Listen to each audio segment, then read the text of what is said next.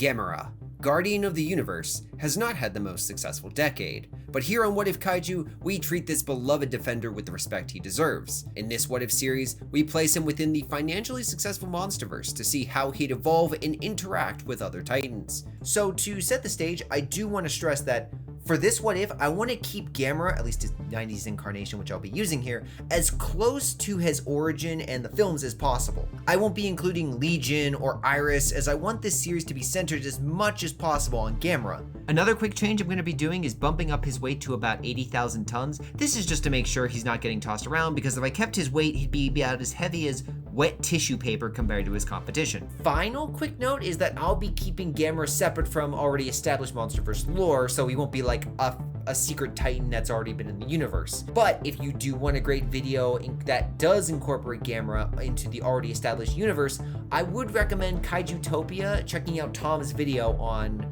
that subject, which you could probably see somewhere around here. With those caveats addressed, let's dive on in. We will start this What If not in 2014 or 1999, but thousands of years prior. Past the primordial age, past the time of Ghidorah's arrival, to when man and monster lived together. To cleanly incorporate Gamera, I'd simply use the destroyed civilization we see in 2019's Godzilla King of the Monsters. Perhaps in this universe, the ancestors to the Iwi were able to advance technologically thanks to the Titans, instead of trying to enslave them. I mean, we see complex architecture and gravity control, so maybe the ancient Iwi figured out how to genetically cultivate their own titans. Whether for war, in reverence of their gods, the motivation doesn't really matter. We just need the ancient Iwi to accidentally create something that evolves out of their meager control. Titanus Umbra Mali, aka the Gauss. Their creations, far more ravenous and powerful than they could ever foresee, turn upon their creators. Ancient humanity is doomed, but not only that, having the Gauss appear in the MonsterVerse is a far more catastrophic event than in Gamera's own Heisei timeline because of one key difference: food. See, the Gauss in the Heisei universe were essentially beaten not by Gamera, but by their own ravenous hunger. They consumed most life until their numbers and hunger banished the species to starvation and hibernation. That type of scenario is difficult to repeat with an entire Hollow Earth now open to them, filled with monstrous titans to eat or caverns to reproduce within. This is no quick battle, but a drawn-out war. Probably the first Titan war on a global scale. It would take every Titan, from Scylla to Shimo to Mothra to the legendary Godzilla himself, to even compete with this flying horde. But they would not be fighting alone. The Kongs, humanity's protectors, would also be able to lend a hand, but in this fight, they are completely outmatched. As ground-based beasts with little armor, the sonic scalpel from the highly agile aerial foes should be able to slice through them rather easily. Seeing their guardians fall one by one, the Iwi desperately forge a monster to right their past wrongs. Prototype after prototype gives way to a true protector, Gamera, who immediately attracts the attention of one enraged alpha. So you're probably asking, does Gamera defy Godzilla? Do the two come to blows? Is this going to be a Guardian of the Universe versus the legendary alpha? And the answer is no. First up, in a theoretical fight, which I want to stress would not happen, Godzilla has an immense edge here. Assuming Godzilla has been around for tens of thousands, if not millions of years, besting threats like Ghidorah already, the sheer amount of experience gives the alpha a near insurmountable edge. Also, a few years of constant Gauss warfare would have forced this Godzilla to evolve in unforeseen ways. Thicker armor to deal with the sonic scalpel, for example. This may sound strange, but think of how much Godzilla grew in strength from 2014 to his last appearance in Godzilla x Kong due to all the events of the films, the comics, and the shows. The gap in strength is just too vast to guess, but it's good enough that we know that he probably can beat Gamera. Gamera, on the flip side, freshly born, would recognize immediately he can't win this fight. Also, there is no evidence to support Gamera would even want to become an alpha. His goal, as seen in the Heisei films, is to stop any threat that destabilizes the world. Even if he were to kill Godzilla, it would just create chaos, so Gamera would ultimately bow, but that does not mean he would not fight. Flying across the Earth and Hollow Earth to kill Gauss would at first set off Godzilla, very much like Kong did when he left Skull Island. But as crimson bodies begin to pile up, I don't think Godzilla's outward hostility would remain. Even if the Iwi, the living connection between the two titans, dies, Godzilla and Gamera's goals are the same: balance. And as Gamera sticks to just killing Gyaos, I don't think Godzilla's ego, because to be an alpha your ego has to be at least a little bit inflated, would demand the Terrapin's destruction for disobeying him. If titans like Scylla, Rodan, or Tiamat can turn against Godzilla and he gives them another chance, then Gamera ignoring him to kill Gyaos he'd probably be fine. And eventually, after maybe a mountain's worth of Gyaos dead, I can see Gamera getting on Godzilla's good side.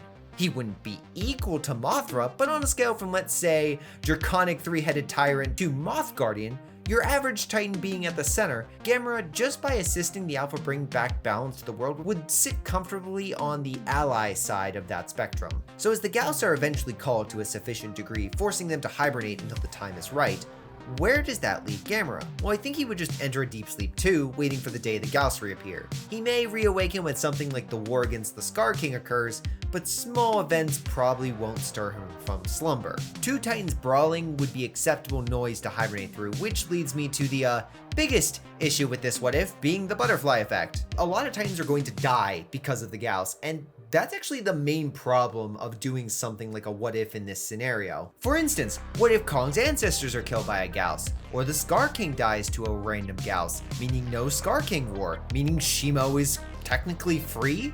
There's also the impact on the humans at the surface. When the Gyaos are topside, the chances of them wiping out a good chunk of ancient humanity is pretty high, meaning this world would look vastly different from our own. In the ancient world, for instance, humanity's roots can be traced back to a few rivers like the Nile in Egypt, the Yellow River in China, or the Tigris and Euphrates rivers in Iraq. If the Gyaos wipe out any of these cradles of civilization, so too goes the cultures which were birthed from these cradles. Imagine a world without China, for instance, and you can quickly see how history spirals out of control. So this is like the main reason why I did this part instead of just throwing Gamera into the year 1995 and calling it a day. There is so much history that would change from Gamera just being incorporated into the MonsterVerse, including his arch rival. Incorporating the both of them faithfully would basically throw a massive monkey wrench into the entire history of the MonsterVerse. But that's not fun, so let's partially close this Pandora's box, shall we? Let's say history proceeds normally for humanity with the expected dynasties, empires, and republics across time rising and falling per the norm.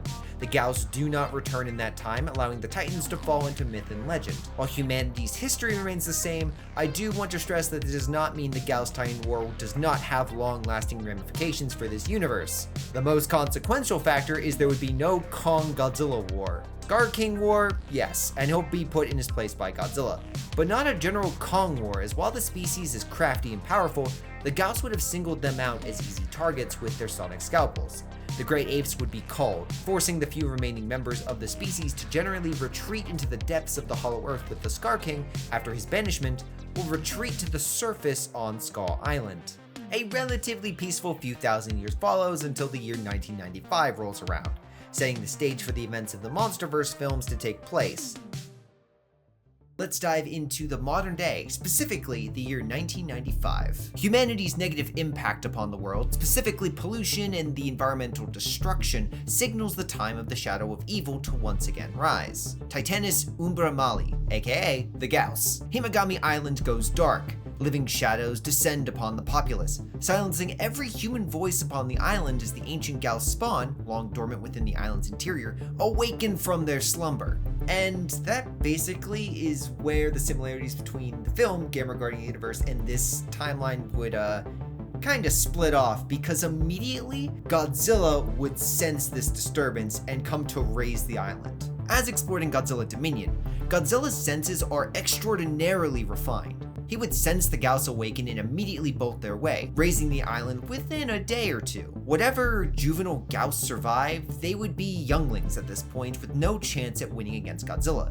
They would flee to Japan's mainland. Godzilla would give chase, and the world experiences G-Day roughly 20 years earlier, not in San Francisco, but more than likely another coastal city upon Japan's coast, like Tokyo. Even if the Gyaos were to reach adult stage, it does not stand a chance against Godzilla, who at this point would have hundreds, if not thousands of years of experience killing these things, as we explored in part 1. Their comeback is short-lived, but more interestingly are the effects this has upon the world. First off, in this timeline, the Gyaos would actually be codenamed as Mutos, because they would be the first Titan revealed to the public at large. They would be the massive unidentified terrestrial organisms.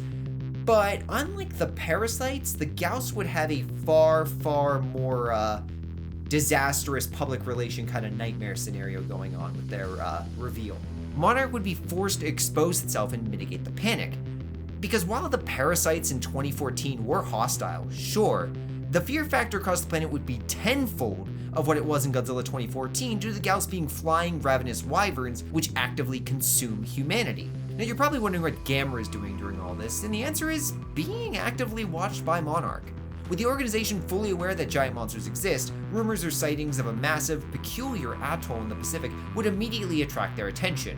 His discovery could be decades in advance of what it was in Guardian of the Universe, and while he would most likely awaken due to the Gauss too, Gamera, while the natural hunter of the Gauss, does have a track record of, well, losing track of the Gauss when he's pursuing them. So, honestly, even though he's their natural hunter, I do think Godzilla will be the one that actively is able to pinpoint and knock out the Titans. Humanity would come to revere both the flying turtle and the atomic leviathan for stopping these human-killing creatures. They are humanity's protectors, bulwarks against a new Red Scare, at least until the year 1999 rolls around, and things kind of change. Godzilla and Gamera both actively hunting the wyverns and with access to the high-speed network that is the Axis Mundi system, exterminate the new nests as fast as they appear. More importantly though, Godzilla, now far more active than he was in the film's 1999, also detects a small newborn titan and forces it to heal, this being the male Muto parasite larva. And I should note from this point forward, I'm just going to call the Mutos from 2014 parasites, because technically the Gauss would be called Mutos, and I don't want to confuse you guys. So just keep that in mind going forward. This doesn't mean the larva wouldn't still attack the Janjira nuclear power plant. Godzilla allowed the male in the film Godzilla 2014 to attack and feed off the planet for decades because it wasn't a threat. Only when the female awakened and the pair refused to submit did problems arise. Here, the male may be dissuaded from rebelling after the strong initial showing, and since monsters existing is common knowledge, there is no question to what happened at the facility. There is no need to send a team to investigate when the larva attacks, meaning that the Brodies and other workers of the facility never suffer the losses that they do. Back on the Gamera front, the mute pendants in this universe would establish a connection between Monarch and Gamera. I don't know who in the organization would connect with Gamera to basically become this universe's Asagi, but one or multiple souls would eventually meet that criteria. However, don't expect Gamera to be at the organization's beck and call. This would be more like a symbiotic relationship, where knowledge will transfer between monster and humanity. Gamera's past knowledge, though, could help locate Titans, give insight to whether they are protectors like Mothra or destroyers like Tiamat, or in the case of the female parasite, point out things not to do, like locking the spore within a nuclear storage facility in Nevada. I don't think that Monarch would kill the parasite, the female one, either, because we see in many other films that they just lock them up like Rodan, or they keep an eye on them. My thought process here is that most likely they would give it or find some home for it and allow it to grow, but it would never reach the same size and potential of harm that it did in 2014 because it doesn't have access to the abundance of nuclear material. Meaning when 2014 rolls around, there are two possibilities. Option 1, and what I feel is the more likely option, is the parasites, like the Queen Muto and King of the Monsters, submit and don't try to overrun the world with their spawn. Option 2, I feel, is far less likely, being that the parasites still try to spawn and a far less calamitous battle takes place thanks to the female being a lot smaller. A battle that would not occur in San Francisco, meaning the Russells never suffer their loss. So, of the two options, I'm going to be having the parasites essentially just peacefully relocating to another part of the Earth. In essence, they would just become like the Queen Muto, and understanding the environment that they're in and not trying to push their boundaries. Now, you're also probably wondering, does this mean Ghidorah is going to be remaining frozen throughout this? And the answer is, well, probably not. Whoever connects with Gamera would understand the threat Monster Zero represents when he is uncovered. This information would be in Monarch's database, so if Alan Jonah were to attack a Monarch site to find the biggest and baddest Titan to unleash upon mankind, then Ghidorah would be his prime target. Luckily for Jonah, we see a Monarch legacy of monsters that Monarch research sites aren't the most secure. So with a few rotten men and a metric ton of explosives, Ghidorah awakens, let's say in 2019 to keep things consistent. Godzilla intervenes, and thanks to him being active for over 2 decades, he puts up a way better show than he originally did in Antarctica, forcing Ghidorah to retreat. However, Ghidorah isn't safe yet, for when he takes to the air, he'd find a threat amidst the clouds: Gamera. So Ghidorah bats Gamera out of the sky like Rodan, right? Nope. In fact, it's Ghidorah who finds himself in a hellish spot. How? Well, let's look at the key attributes of this battle. With the caveat I mentioned in the first part that I'm scaling Gamera's weight in line with other MonsterVerse titans, so the 120-ton turtle becomes something like 80,000 tons. The main factors for this fight is speed, agility, reaction time, and firepower. Now, MonsterVerse Ghidorah's top speed is something like Mach 1, which Gamera eclipses with his blistering top speed of Mach 3.5. As for agility, it may sound strange, but the flying turtle also takes the edge as he deals with hyper-efficient flyers like the Gauss all the time. Flyers that reach speeds greater than Mach 4. Reaction time is about even though, as both Ghidorah and Gamera have evaded beams at close range, the Atomic Ray and Sonic Ray respectively.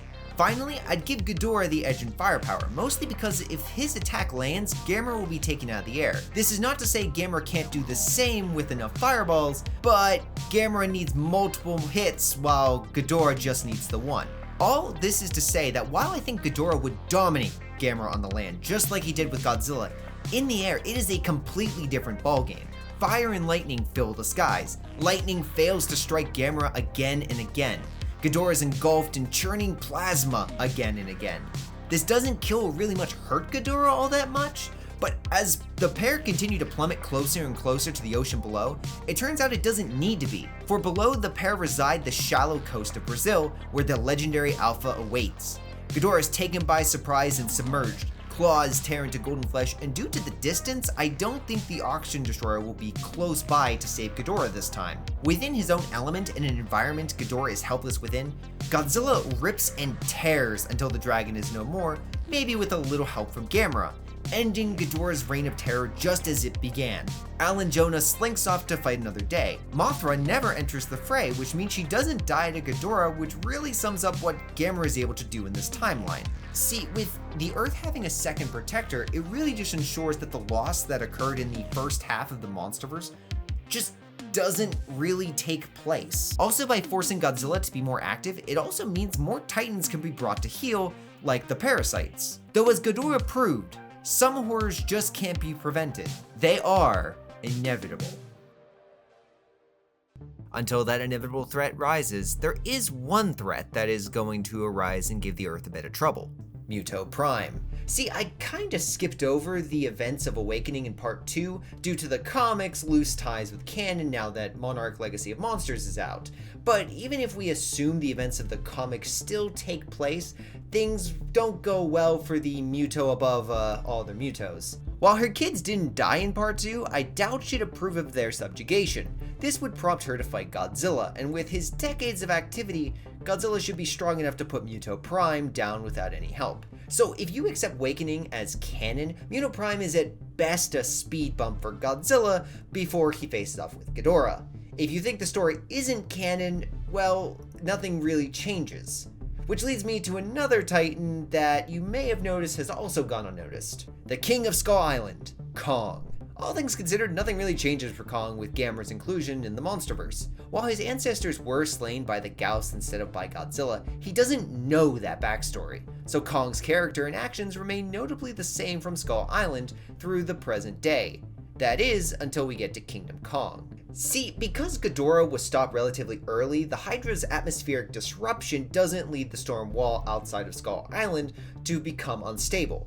Ghidorah also didn't usher a alpha call because of his short arrival, which means that Camazotz has never stirred on the west coast and eventually migrates to Skull Island. Life is still hell because, Skull Island, but Kong's life is a little less tragic without the iwi of his island being mostly wiped out by the events of Kingdom Kong. Another bit of loss that Gamera's involvement in the universe helps mitigate, if unintentionally. On that topic, the same could be said of Mothra, who awoke in 2019, cocooned herself so she could fight Ghidorah, only to awaken her Imago form and realize that golden problem was taken care of. The bright side is she didn't die. The downside is she doesn't really know what to do now that the planet is basically in balance, because again, none of the Titans are roaming free and causing chaos, which would lead to the events of Godzilla Dominion. Mothra would probably enter some sort of isolation on the surface, so Mothra and Kong remain a secluded queen and king respectively. That is until the day Apex requests Kong's presence for a journey to the Hollow Earth. Not in 2024, mind you, but in the early 2020s. Now you're probably asking why a few years earlier, and the answer is because monsters are public, you would probably see a lot of technological innovation be spurred on by the threat they pose. Apex would benefit from this and how Ghidorah was ripped asunder, having more pieces of the dragon to study to achieve their own breakthroughs. This would no doubt accelerate their Mechagodzilla project, causing Godzilla to once again become hostile in the eyes of humanity. Though it should be said that with 3 decades of Godzilla being a protector, I think there would be far more scrutiny on why he's behaving as he is. And Monarch would know this time around thanks to paleozoologist Vivian Graham, my best guess as to who would most likely connect to Gamera. And before you ask, Gamera really wouldn't get involved. He's no stranger to collateral damage for the greater good. Back on the Apex front, there's little chance they can hide their research, especially with Dr. Serizawa still running Monarch.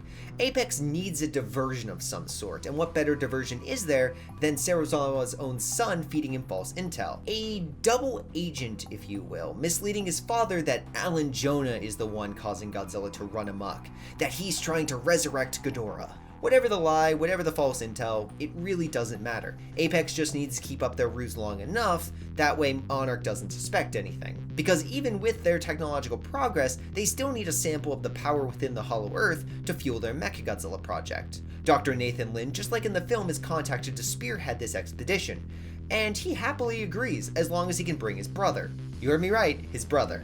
While we don't know when Dr. Lin's brother died prior to the events of Godzilla vs. Kong, we can speculate it was within 6 to 12 months, based on the amount of time needed to grow a beard, one seemingly left unshaved out of sorrow and a lack of direction. A weird metric to gauge time, I know, but one that gives credence that Lin's brother would be alive thanks to the accelerated timeline of events. Add that to the board for the number of lives Gamera's involvement has unintentionally saved. So we have the original crew plus Lin's brother and Graham acting as our Monarch contact.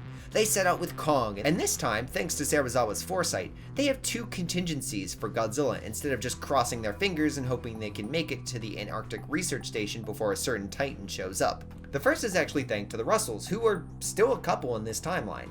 Their device, the Orca, could be used to lure Godzilla from one part of the planet to the other, essentially distracting him with 2 separate beacons. This could serve as a potent distraction, ping-ponging the Alpha from place to place, a non-violent distraction until Godzilla gets too angry to care and focuses in on Kong. As the reptile nears the battle group, the second contingency soars across the sky: Gamera. Now, Gamera's not here because Monarch asked, but to protect Graham. It's the main reason she joined the trip in the first place, even though she does love adventure and would no doubt be interested in going to the Hollow Earth too. Is he being used here? Yeah, but I think Gamera would also understand that humanity is trying to help. So before Godzilla can really kill anyone, Gamera plummets into the water and a vicious tooth and claw match ensues. While the 2 rip and tear into one another, Kong watches on in horror. The Great Ape, I should stress, is not involved in this fight, but he gets what is going on.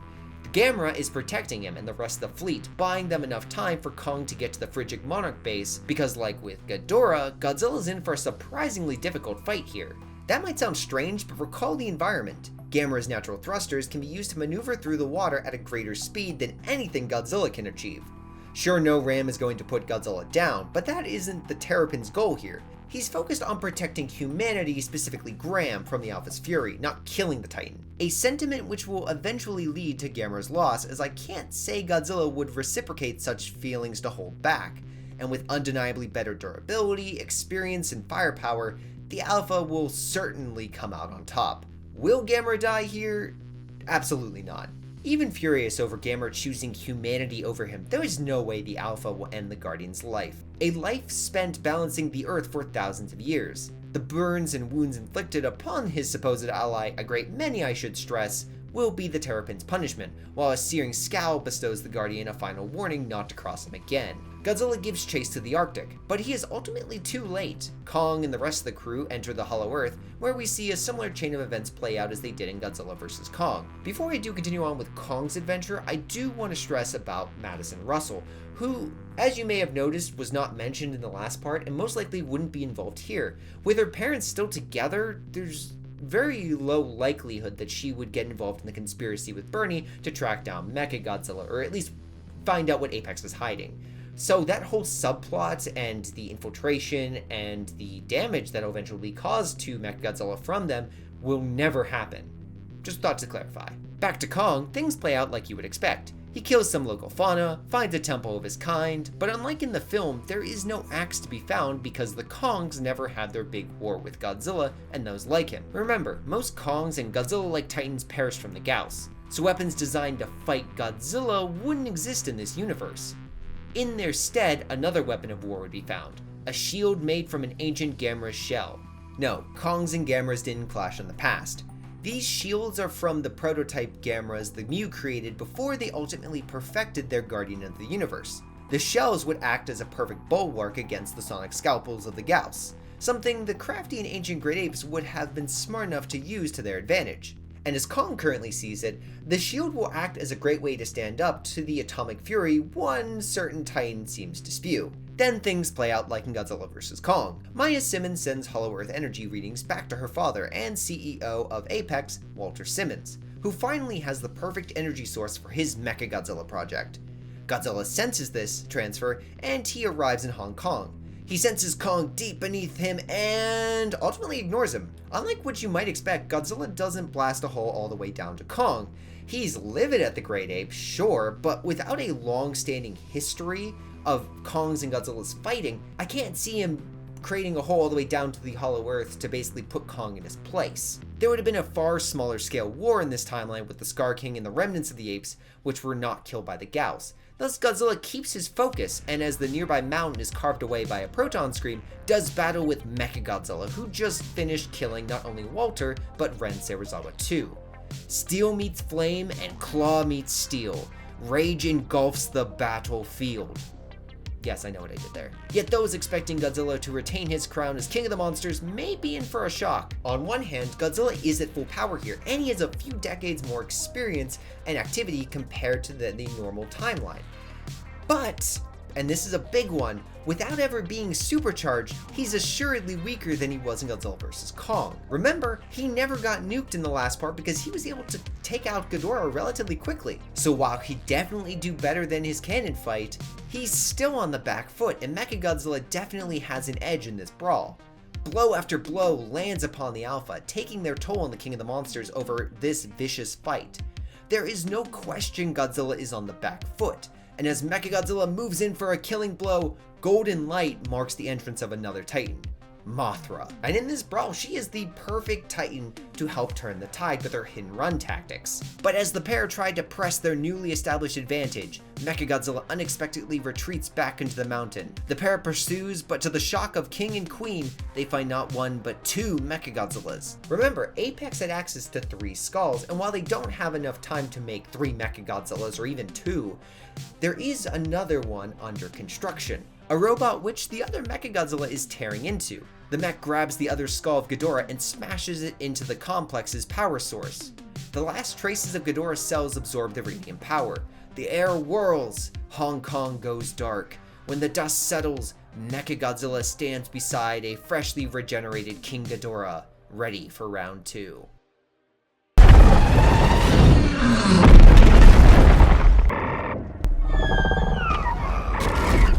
Yeah, that pretty much sums up everything.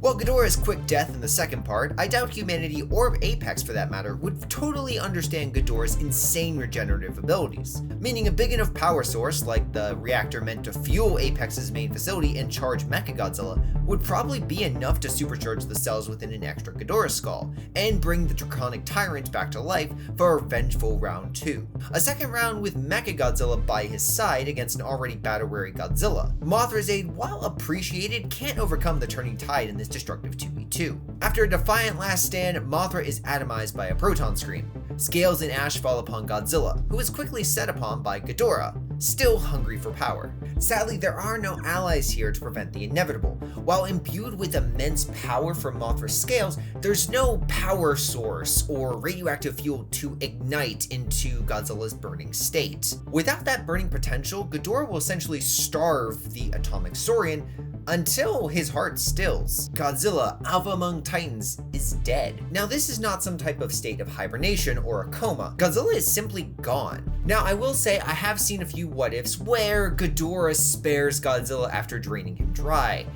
However, I don't really see Ghidorah naturally allowing Godzilla to be on the brink of death and not just killing the Titan. I mean, Ghidorah did allow Godzilla to retreat in the Gulf of Mexico after the Alpha's exposure to the oxygen destroyer. However, none of the factors present there are present here. For one, Ghidorah and Godzilla were both in an aquatic environment, one that Ghidorah wasn't suited to and would have no interest in returning to. This would all mean that the moment Ghidorah sensed Godzilla's death, he would have really no incentive to go double check the body. If you also add in Ghidorah's ravenous appetite for power, and there's no chance Godzilla wouldn't be drained dry. A death we know that can happen to the Godzilla species thanks to Dagon, who was drained dry by the mutoparasites. So ultimately, what does this mean? Well, for one, Hong Kong is quickly consumed by a malevolent tempest, before King Ghidorah flies atop the Apex facility and bellows an alpha call. All across the planet, Titans awaken in mass. Rodan, Scylla, Behemoth, Kamazots, and more. But only one lets loose a cry of war.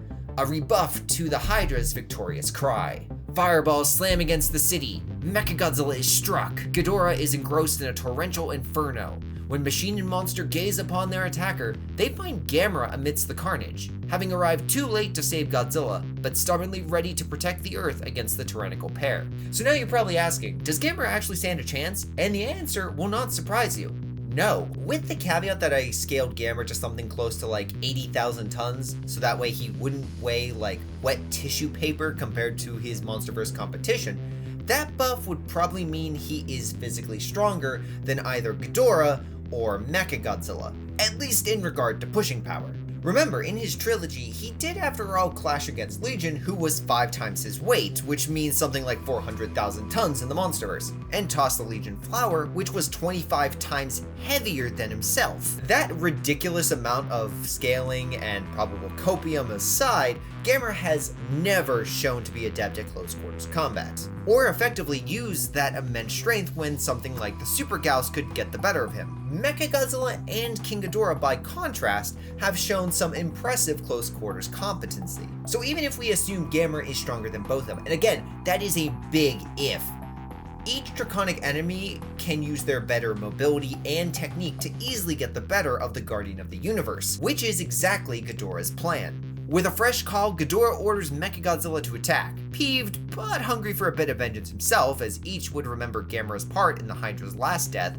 The cybernetic titan charges forward. Terrapin eyes go wide, shocked at the speed on display, and just as Mechagodzilla readies to land a blow, a bulwark of bone careens into his side, knocking him away. Kong has arrived. On the matter of how, we'll have to go back in time. As explained in Part 3, Godzilla never blasted a hole to the Hollow Earth, stranding Kong and the human cast, which is comprised of Dr. Lind's brother Dave, Dr. Lind himself, Vivian Graham, and the normal cast of GVK within the temple. The Apex team would surely be squashed as they were in the original timeline, so the remaining group is alone. That is until another Titan arrives from within the Hollow Earth itself.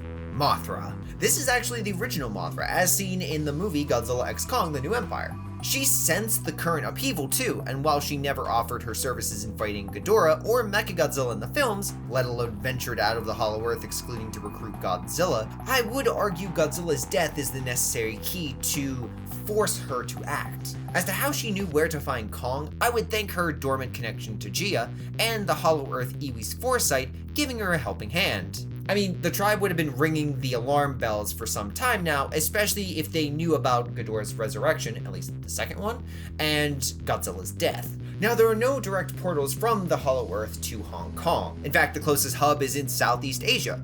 But as we saw in Cairo, there are dormant portals presumably across the globe. And Mothra, as ancient as she is wise, would no doubt know the fastest route to get to Hong Kong using these dormant connections between the surface world and the Hollow Earth. Thus we return to the present, with Gamera, Kong, and Mothra squaring off against Mechagodzilla and King Ghidorah. On the bright side in this confrontation, I can't see Mechagodzilla or Ghidorah really working well together. Remember in King of the Monsters with Rodan, once the Mold Demon was clashing with Mothra, Ghidorah really didn't care what happened to either of them. And while Mechagodzilla and Ghidorah are both Ghidorahs, I could see a bit of prejudice and arrogance coming from the, Ghidorah in flesh and blood compared to his mechanical ally. This superiority, I think, would ultimately lead King Ghidorah to zero in on Gamera, letting Mechagodzilla deal with Kong and Mothra. And this fight would go about as well as I explained earlier with Gamera. He's pummeled, blasted, thrown around with relative ease, and to the dragon's frustration, Gamera keeps getting up. Because while the Guardian of the Universe can't exactly win against the Bringer of Storms, he's not exactly going to lose quickly either. King Ghidorah's gravity beams are not greater than the output of a nuclear bomb, so Ghidorah certainly isn't vaporizing Gamera, nor can the dragon hope to batter the Terrapin into submission considering Gamera has been blasted apart, lobotomized, not to mention skewered. Ghidorah's best bet to end this fight quickly is to drain Gamera. However, the Terrapin shell makes that option relatively difficult. I mean, at any time Gamera can retract his limbs and jettison away, something he could also do if dropped from a great height. Though, remembering their last aerial battle, I doubt Ghidorah would take this conflict to the air. Ultimately, like I said, Gamera can't win, but he's also not going to lose fast either. This is great news for Mothra and Kong, who can focus in on Mechagodzilla and don't have to worry about King Ghidorah lending some assistance. Assistance the mech kind of essentially needs right now. Why? Well, Mechagodzilla lacks any repair functionality, so a prolonged fight with Godzilla, some combat with the first Mothra, and Gamera's surprise attack would leave the mech in a bad spot. The problem is, Kong and Mothra don't have any way to capitalize on that, growing fatigue. Remember, there is no Royal Axe here. In its place, Kong has an ancient shield made from a prototype Gamera shell, which wouldn't be great offense leave to carry out a finishing blow. It also wouldn't last too long under constant proton screen fire. On the flip side, Mothra does have a stinger, which could end the fight with a solid strike, but her age I think would keep her mainly dishing out quick hit-and-run style impacts, like in the film Godzilla x Kong: The New Empire. Chip damage, but nowhere near enough to ensure the win. So can the pair actually win this fight? Yes, but they have to rely on Kong's greatest trait, his intelligence. Noticing the hollow apex sight, Kong's mind formulates a desperate gamble, a plan he has no choice but to try. The great ape dashes into the hollow apex base with Mechagodzilla in pursuit. Within the enclosed space, Kong holds his ground and puts up a hell of a fight. This forces Mechagodzilla to unleash a point-blank proton scream. It's blocked, sending redirected beams of crimson light in every conceivable direction, but eventually the bulwark gives way. A lance of power strikes Kong, putting him down for the count. But as Mechagodzilla stands over the fallen ape, he finds not a defeated beast, but a smug foe.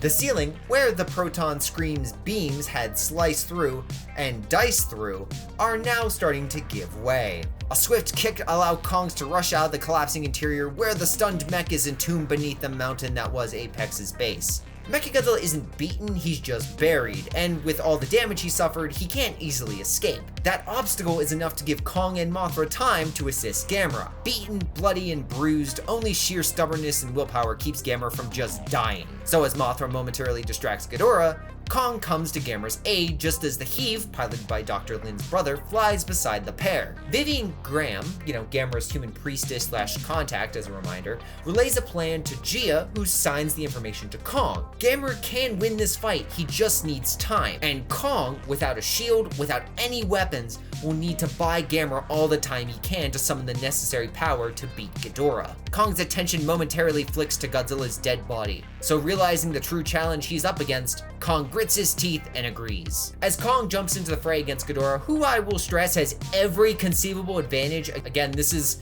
not a good matchup in the slightest for the Great Ape, Gamera summons unimaginable power from the earth. Mana fills the heavens, casting a glistening golden glow that captures Ghidorah's attention. Sensing the building power, Ghidorah understands something is going on, and both wanting to stop it and siphon that raw energy, he bats Mothra and Kong away, knocking each out of the fight. Ravenous draconic eyes zero in on Gamera, who is helpless to stop as Ghidorah charges forward and sinks his draconic jaws upon his flesh. Golden light envelops the very battlefield, and it's so intense that Ghidorah can actually feel the heat here. Yet to the dragon's shock, there is no power within Gamera to siphon. The mana did not enter the Guardian of the Universe. Instead, it ignited the burning wrath and life of the world's alpha, Godzilla. Now, before the inevitable occurs, you're probably wondering why I stress Godzilla's death if I was going to bring him back in this part, even if the thumbnail does give away, this ultimate outcome. Well, I did so because I dislike the idea of just nuking Godzilla to bring him back to life like it's just a power-up. I also really don't think it'd work. Gamera, thanks to his unique power source, actually has the ability to bring back the living from that nebulous black void. He gave Ayana a life after all, after she did die in Gamera 3. And the bountiful amount of energy of the Earth's mana would no doubt be able to jumpstart Godzilla's energy-drained body with new life. A life that Gamera may not entirely see eye to eye with, and maybe come into contact with, but ultimately understands the necessity of. There must always be an alpha.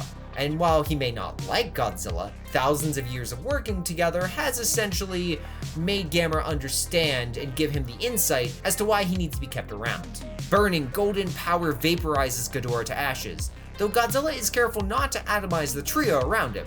As quickly as Ghidorah re-entered the world of the living, he is just as rapidly beaten back to the world of the damned. Godzilla, though, is not done. He moves to kill Mechagodzilla, merely to find the robot escaped his mountainous tomb during the battle. Under the ocean's depths, the mech stealthily descended, and to Godzilla's dismay, he can't sense him.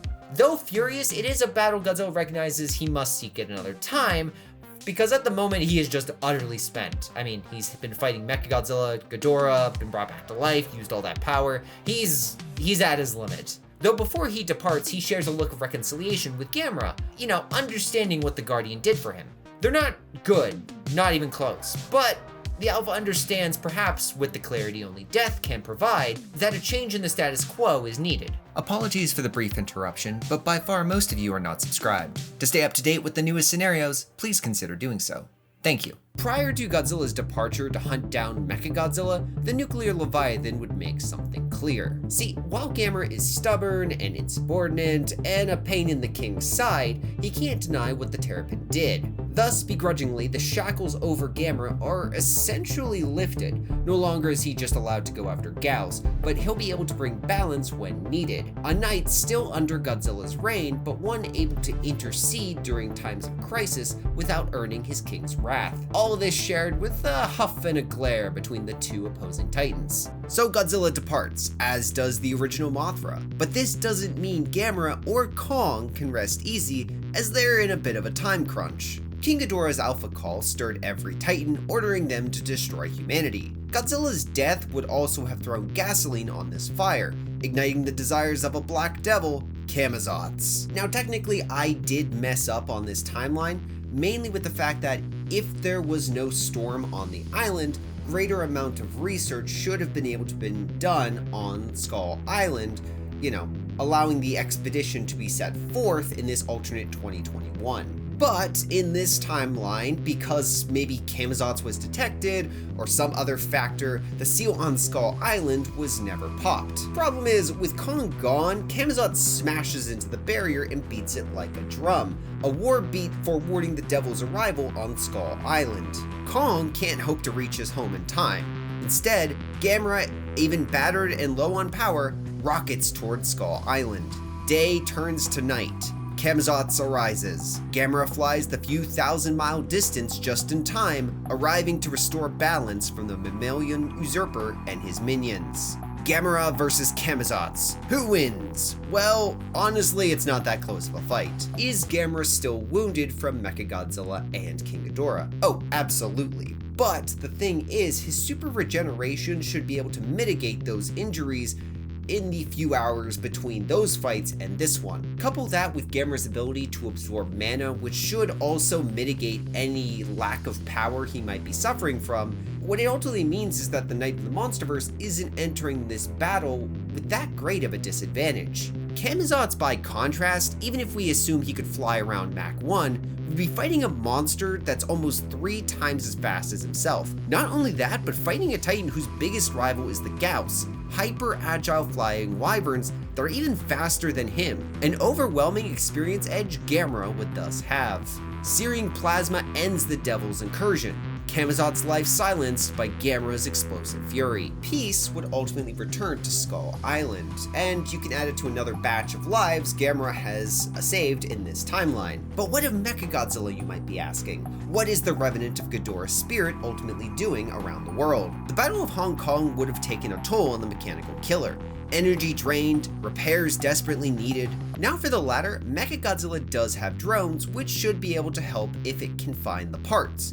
So to Apex's Seattle branch, the robot descends, raiding the city and plundering the resources it needs to repair and modify its battered body. You might be asking why modify, and well, King Ghidorah's spirit wouldn't exactly find its current design all that appealing. Mechagodzilla was designed, after all, by Walter Simmons attempting to create his own superior version of Godzilla, a vision the ghost of Ghidorah within the machine was not consulted about. But when Mechagodzilla senses his biological doppelganger approaching Seattle, Mechagodzilla immediately vanishes once more, much to Godzilla's frustration. Ultimately, this chase would turn into a cat and mouse between the two titans, with Mechagodzilla scavenging the coastline and Godzilla hot in pursuit. But even with all the repairs, there's a crippling flaw Mechagodzilla has to deal with. That is power.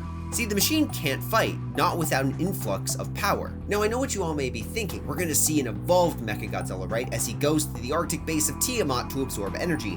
And the answer is no. While Tiamat's Arctic lair in Godzilla x Kong is indeed energy rich, Mechagodzilla's design was based on the use of Hollow Earth energy as a stable power source, and at least to our knowledge, the machine has no ability to convert said power, unlike Earth's Alpha. Therefore, Mechagodzilla is left with only one option, which is to go after the source. Arising from the Kappa River in Alaska, Mechagodzilla enters the nearby Hollow Earth portal. Its target, the realm's radioactive abundance. Drones scour the land, feeding their overlord Hollow Earth energy, imbuing Mechagodzilla with greater reserves and modifications to handle said power. Though Ghidorah's mind needs more. Detecting a surplus of power beneath the Hollow Earth, Mechagodzilla carves through rock and crystal to reach a chamber sealed off by Godzilla long ago. Cut to Gia. It's been about a month since the world-ending battle in Hong Kong, and while she is enjoying the calm brought about by Gamera's destruction of Camazotz, a surge of mental images brings the girl to her knees. Kong, having returned to his island home, can tell something is wrong with his friend and openly voices his frustration. Dr. Andrews requests assistance in the form of Monarch's number 2, Vivian Graham. Being Gamera's human connection and someone familiar with psychic links, or at least psychic, maybe feedback, she arrives to help Gia. Would Serizawa join? No, as he is still the head of Monarch and very much handling the chaos brought about by Hong Kong, and Godzilla's sudden beeline toward the Arctic. That tangent noted, Graham, thanks to her connection to Gamera, is able to explain why Gia is having these psychic flashes. The Hollow Earth Iwi are calling for help.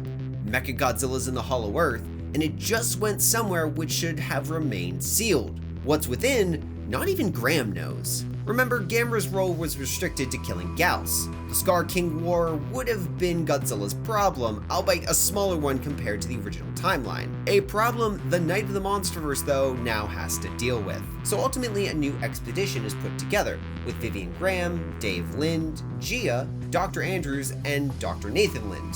The group venture into the Hollow Earth, their destination the hidden Iwi village, to ultimately come to grips with what's been unleashed. With the knowledge of where the temple is, the group shouldn't find it hard to locate the Iwi. Uncomfortable greetings are made, hieroglyphics are revealed, and the threats Godzilla sealed all those years ago are fully uncovered. The Scar King and Shimo. To defeat these ancient enemies before they reach the surface, the expedition brought Kong. I mean, the Great Ape is necessary for them to even travel to the Hollow Earth, so his inclusion was by necessity. Kong, though, would quickly depart from the group to prepare for the coming battle. Seeking to even the odds against the Scar King and Shimo, the Protector travels to the temple of his precursors and procures another shield made of a prototype Gamera shell. And beneath this new bulwark, Kong also finds another set of weapons to wield in time. Ready for whatever terror has been stirred beneath the Hollow Earth, as he wouldn't yet be clued into what's going on, at least not yet, Kong leaves the place of his ancestors, merely to run into Gamera. The two running into each other is not a coincidence. While in his own timeline Heisei Gamera was a guardian prone to recklessly attacking, attacking whatever enemy, lay in his sights, in this scenario, he very much knows he has allies to call upon, Kong being one of them. So jumping atop the terrapin's shell, Kong and Gamera soar toward a fissure where frost now forms. Now, if I were you, I'd probably be asking, what is Godzilla ultimately doing right now? And the answer is evolving. See, after Mechagodzilla abandoned the Earth's surface, the Alpha's animosity toward the Hollow Earth and limited radioactive reserves finally pushed Godzilla past his breaking point. A massive recharge of power was needed, and only one place on the planet packed that kind of energy: Tiamat's Arctic lair. Well, technically that is a bit of a lie, as Tiamat wouldn't be in the Arctic lair, but more so in the Dominion one. The thing is, Godzilla never needed a recharge after first fighting Ghidorah in 2019, so it's doubtful he would have, pushed her outside of that territory. So ultimately, a supercharged Scylla or maybe an Abzu lurks in those Arctic waters. Between Scylla and the Abzu, I'm going to go with Abzu, mainly because the starfish's goo or genetic makeup allowed Tiamat to transform between Dominion and GXK. Don't get me wrong, Tiamat's own DNA is still an essential piece of the evolved Godzilla puzzle, so what you'd get in this scenario is a semi-evolved Godzilla. Imagine Dougherty's design with a few touches and a pink and atomic ray for a general idea of what this Godzilla would ultimately look like. He's not as strong, but he definitely is a boost from where he was. Anyway, as Shimo nears the surface, Godzilla bellows a call heard around the world, ready to combat his ancient rivals. Back in the Hollow Earth, the war party arises from the depths. Gamera belches plasma, sending apes fleeing for cover as the Guardian tries not to kill them on account of Kong. Yet a proton scream quickly ends the Terrapin's fiery assault. Kong looks on in horror at what leads the party. It's not the Scar King, but a machine now rebuilt to match the spirit within, a metallic hybrid of Godzilla and King Ghidorah, Mechagodzilla. Sporting two draconic heads and a central Godzilla head, twin tails, and enough malice to make even Godzilla shudder, this hybrid of Ghidorah and Mechagodzilla accidentally happened upon the Scar King and a troop of soldiers while they were out scouting. Let's just say things did not end well for the tyrant. So when Mechagodzilla reached the dead king's lair, what lay before the machine was not a power source to siphon, but an army to claim the vengeance it so desired. An alpha call forced Shimo to the robot's side through fear like the other apes, and now the army stands ready to tear into Gamera and Kong. Well, that army and a few of the Scar King's pets. As I mentioned in previous parts, the Gauss are very much a thing in the MonsterVerse in this scenario, and the Scar King, ever the crafty and malicious tyrant, would have seen the potential of such ravenous creatures. Thus, after a few millennia, the tyrant bred his own kind of Gauss. These are not hyper-efficient killers, but ravenous, bulky beasts, without wings, ready to tear into whatever their leader points at. At this point, it would be clear that they are outmatched, so Kong and Gamera ultimately retreat. Don't get me wrong, Gamera is all in for a suicidal charge, but Kong, wanting to display a bit more reason, immediately grunts his protest when the Terrapin begins to approach the army, and the pair retreat back to the Hollow Earth Iwi Temple. Traps are laid, Mothra is summoned by Gia and soars to get Godzilla, while Kong and Gamera ready themselves behind the temple's silk barrier, so when the army finally reaches the biological wall, as Mechagodzilla would detect the Hollow Earth portal within, the pair use the element of surprise to attack. Traps are sprung, fireballs are launched. Kong and Gamera go on the offensive, tying down as much of the mech's army as they can to buy Mothra time. As big as these Gauss are, a lifetime of bashing reptiles allows Kong to smash his way through, or cut with the other weapon the Kongs would have come up with in the ancient Gauss War: small blades made of Gamera's tusks and elbow claws. On the flip side, only Mechagodzilla and Shimo can withstand Gamera's plasma, meaning the rest of the army finds itself dropped into the Terrapin's frying pan. Apes fall, Gauss drop dead, yet it's with Shimo's frostbite breath the battle decisively turns. Fires are snuffed out by frost before Gamera is struck by Shimo's icy fury. Thick sheets of ice encase Gamera, and with the numbers turning against him, Kong tactically falls back. Mechagodzilla orders the army to advance, merely for gravity to turn off, the Iwi's final trap. Into the heavens the troop ascends, with Kong doing everything he can to hold them off. At this point, there is nothing else to stop the army. No further traps, no further reinforcements. All that lay behind the Protector is Gia and the Iwi, lives Kong will never stop fighting for. But Defiance and Kong's tools of war can only last so long, especially against such a horror. Mechagodzilla, thanks to his spine rockets, is surprisingly well suited to maneuver through a gravityless hollow earth like Evolved Godzilla, and the mech would take the opportunity to violently bring Kong back down to the ground. Kong lays still, Gamera remains frozen, yet before Mechagodzilla can end the Protector, a shining meteor crashes down upon the battlefield. Semi-evolved Godzilla surges forth, though he is not alone. Mothra flies by his side along with Rodan, Methuselah, Behemoth, and the Mutos following just behind. For with this new world order set after Godzilla's resurrection, the realization would come to the King of the Monsters to allow any and all monsters the ability to fight and protect their world. Methuselah, Mothra, Behemoth are all here fighting for those noble intentions. Rodan less so, he's mostly here for a good time, while the Mutos battle to gain Godzilla's favor so that way they can have a brood in the future. Thus army clashes against army, Mechagodzilla and semi-evolved Godzilla spar, but a close fight, this is not. Even if I didn't take into consideration that semi-evolved Godzilla would be probably a good bit stronger than Supercharge, the real MVP here is the Mutos. Their mere presence would cause serious electronic issues to Mechagodzilla's systems, making any fight with Godzilla incredibly one-sided, regardless of his upgrades. It also means Mothra would definitely need to save the Heave once it loses power, as I can see Dave Lind, being the more brash of the brothers, wanting to join the fray. Though once the mech is no more and suffers from semi-evolved Godzilla's wrath, Shimo and the army would quickly surrender, allowing Godzilla to claim victory. Shimo would probably go to the surface, becoming another Protector-class Titan under Godzilla's rule. Kong remains on Skull Island, a guardian of the island's Iwi population who occasionally ventures forth to the Hollow Earth to see his kin when he can, while Gamera, once thawed of his icy tomb, continues on as a Protector, a knight of the MonsterVerse. Because if Gamera existed in the MonsterVerse, while he wouldn't be the solution to every problem, and his existence would cause a bit of chaos thanks in part to the Gauss thread, what you have is a being who'd ultimately save tens if not thousands of lives by his mere existence.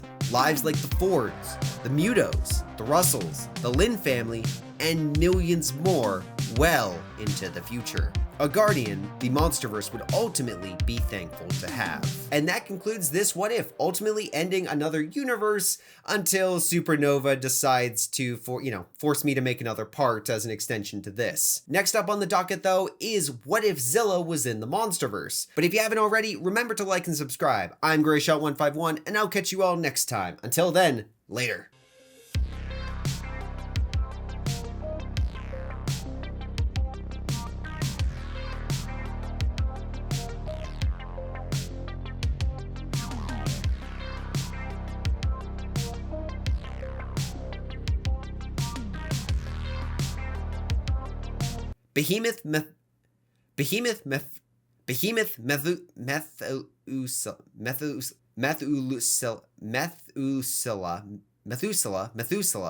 Behemoth Methuselah, and the Mutos following just behind.